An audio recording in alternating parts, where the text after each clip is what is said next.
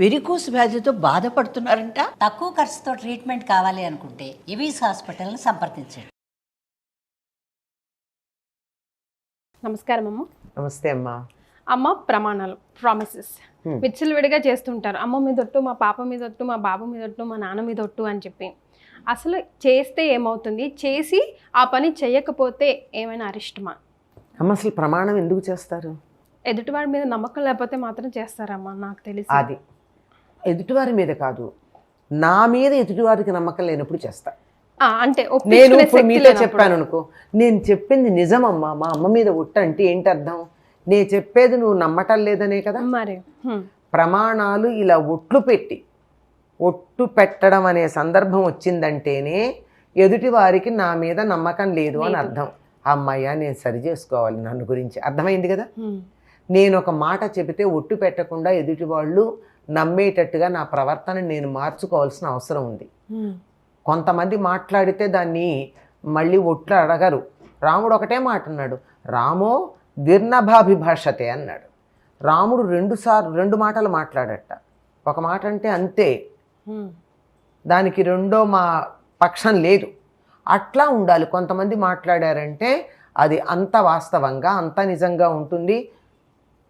వాళ్ళు ఒట్లు పెట్టకుండా, నిదర్శనాలు చూపించకుండా వాళ్ళ మాటను నమ్ముతారు లోకం. అటువంటి ప్రవర్తన నాకు లేదు అని అర్థం నేను ఒట్టు పెట్టానంటే. ఇప్పటికి నువ్వు ఎన్నిసార్లు చెప్పిన మాటలు అబద్ధం గనక ఇది నిజమని నేను ఒట్టు పెడుతున్నా. కరెక్ట్ కదా. Self analysation important. అది ముందర, అది లేకపోవడం వల్ల చేస్తూ ఉన్నారు. అట్లాంటి వాళ్ళు ఒట్టు పెట్టినా దాన్ని నిలబెట్టుకుంటారనేది మనం కొంచెం ఆలోచించాల్సిన విషయం. ఎందుకంటే ఇన్నిసార్లు మాట తప్పిన వాళ్ళు ఈసారి మాట తప్పరని ఏమిటి నమ్మకం? అందువల్ల అదొకటి ముందర. వాళ్ళ గురించినటువంటి ఎవరు ఒట్లు పెడుతున్నారో వాళ్ళ మీద ఇతరులకి నమ్మకం లేదు అనే దాన్ని గుర్తుపెట్టుకుని నిలబెట్టుకునే ప్రయత్నం చేయాలి. అలా చేయడానికి ఏం చేస్తారు, ఈసారన్నా నా మాట వినండి అని ఎవరిని వాళ్ళు అప్రమాణంగా తీసుకుంటారు? వాళ్ళకి చాలా ఇష్టమైన వాళ్ళని. అమ్మో, నాన్నో, పిల్లో, మీరే అన్నారు కదా అమ్మాయి మీద ఒట్టు. ఎక్కువ మంది దేవుడి మీద ఒట్టు. మా చిన్నతనంలో తరచుగా వినేవాళ్ళు సరస్వత్తోడు అనేవాళ్ళు. అంటే సరస్వతీదేవి ఒట్టు అనమాట. సరస్వత్తోడు అంటే సరస్వతీదేవి మీద ఒట్టు పెడుతున్నాం. అంటే చదువుకునే పిల్లలు కదా, అంటే మాకు ఇంకా చదువు రాదు అని. అంటే ఎవరి మీద ఒట్టు పెట్టారో మనం మాట తప్పితే వాళ్ళకి హాని కలుగుతుందని అర్థం. ఆయుష్ తగ్గుతుంది అంటారమ్మా? ఆయుష్ తగ్గుతుంది. వాళ్ళకి హాని అన్నాను కదా, అది ఆయుష్ తగ్గొచ్చు, అనారోగ్యం చేయొచ్చు, లేదా కాలం చేయొచ్చు. అందువల్ల ఎవరిని నేను ఎక్కువగా ప్రేమిస్తానో, ఎవరి మీద నాకు ఎక్కువ ఇష్టం ఉంటుందో వాళ్ళ మీదే ఒట్టు పెడుతూ ఉండడం లోకంలో సహజంగా జరుగుతోంది. అలా జరిగి ఆ మాట కనుక నిలబెట్టుకోకపోయినట్టయితే, వాళ్ళ మీద ఒట్టు పెట్టి అబద్ధం చెప్పినట్టయితే వాళ్ళకి హాని తప్పనిసరిగా జరుగుతుందమ్మా. అందువల్ల ఒట్లు పెట్టేవాళ్ళు గుర్తుపెట్టుకోండి. పైకి చాలామంది చమత్కారంగా చెప్తూ ఉంటారు, నేను ఈ చెప్పేది నిజము, ఫలానా వాళ్ళ మీద ఒట్టు, కానీ నేను మనసులో అనుకోవటంలా పైకి అంటున్నా అని వాళ్ళల్లో వాళ్ళు అనుకుంటారు. ఇది తరచుగా జరిగేటటువంటిది. ఒట్టు తీసి గట్టు మీద పెట్టేశాను తెలిసి తెలియక అని కూడా ప్రత్యామ్నాయం అనుకుంటూ ఉంటారు. ఇవన్నీ కూడా అబద్ధాలకి రకరకాల రంగులు వేయడం. జరిగేది అబద్ధమే, చేసేది అబద్ధమే, చెప్పేది అబద్ధమే, కానీ దానికి అబద్ధాన్ని చలామణి చేసుకోవడానికి రంగులేయడం. ఒక రంగు బాగుండలేదంటే ఇంకో రంగు వేసి మారుస్తున్నారే, అట్లా ఉంటుంది. అంతే తప్ప వాస్తవం ఎక్కడ పోదు. అసలు నిజం చెప్పే వాళ్ళకి ఒట్టు పెట్టాల్సిన అవసరం లేదు. ఆ ఒట్టు పెట్టే పరిస్థితి వచ్చిందంటేనే వారి మీద వారికి ఇతరులకి కూడా నమ్మకం లేదని అర్థం. కనుక ఏదో కొన్ని పరిస్థితుల్లో నా గురించిన విలువ తెలియక నేను అబద్ధం ఆడతాను, నేను నిజం చెప్తాను, నిజం మాత్రమే చెప్తాను అని నా గురించి తెలియక అవతల వాళ్ళు గట్టిగా అడిగిన సందర్భంలో ఒట్టు పెడితే నిలబెట్టుకోవాలి, లేదంటే ఒట్టు పెట్టకూడదు. దీనికి ప్రత్యామ్నాయం లేదంటారు? లేదు.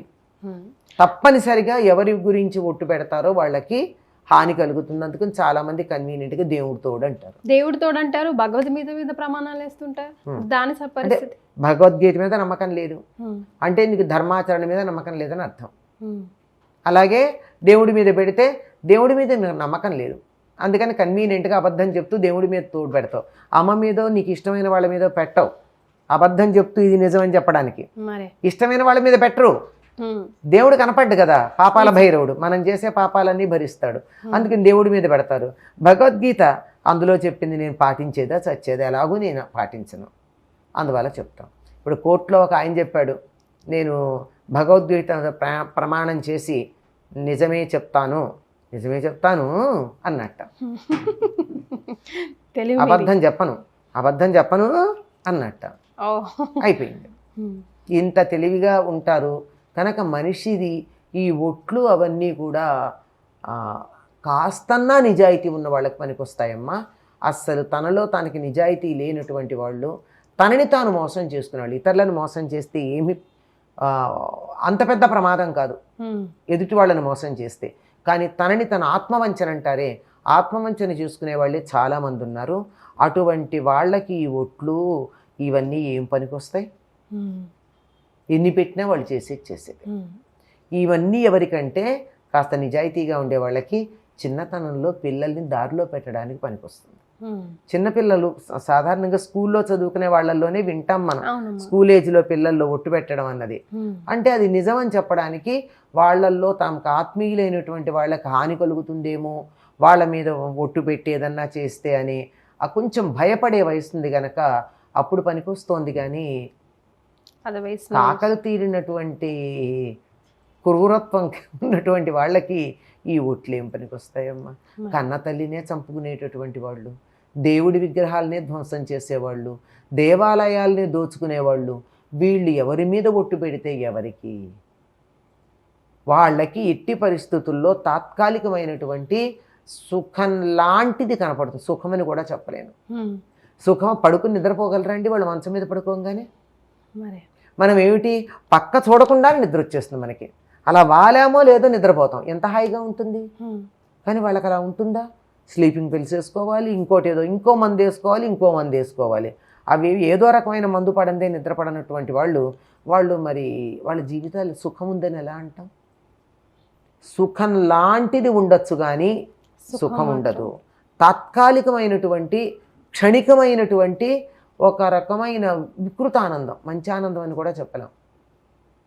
దొరకచ్చు, ఆ క్షణం తప్పించుకోవచ్చు, కానీ శాశ్వతంగా తప్పించుకోలేరు.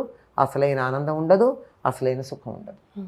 ఒట్లు మాత్రం ఎట్టు పరిస్థితుల్లో వేయకూడదు, తీర్చని పరిస్థితుల్లో, తీర్చేది ఉంటేనే ఒట్లు వేయాలి అంటున్నాను. అంతేనమ్మా, అసలు తీర్చకపోతే వేయడానికి వీలు లేదు. నేను నిజం చెప్తున్నా, అబద్ధం చెప్పట్లేదు. నా మనస్ఫూర్తిగా నాకు తెలుసు నేను ఈ తప్పు చేయలేదు. మీరు నన్ను గట్టిగా రొక్కించి అడిగినప్పుడు అప్పుడు నేను ఎవరి మీదైనా ఒట్టు పెట్టుకోవచ్చు. ఎందుకంటే నేను చెయ్యలేదు కనుక, నాకు తెలుసు కనుక. కానీ చేసుంటే మాత్రం ఎవరి మీద పెడితే వాళ్ళకే హాని, ఇతరులకి హాని చేసిన పాపం కూడా వస్తుంది. డబల్. డబల్. చాలా సంతోషం అమ్మా, ధన్యవాదాలు.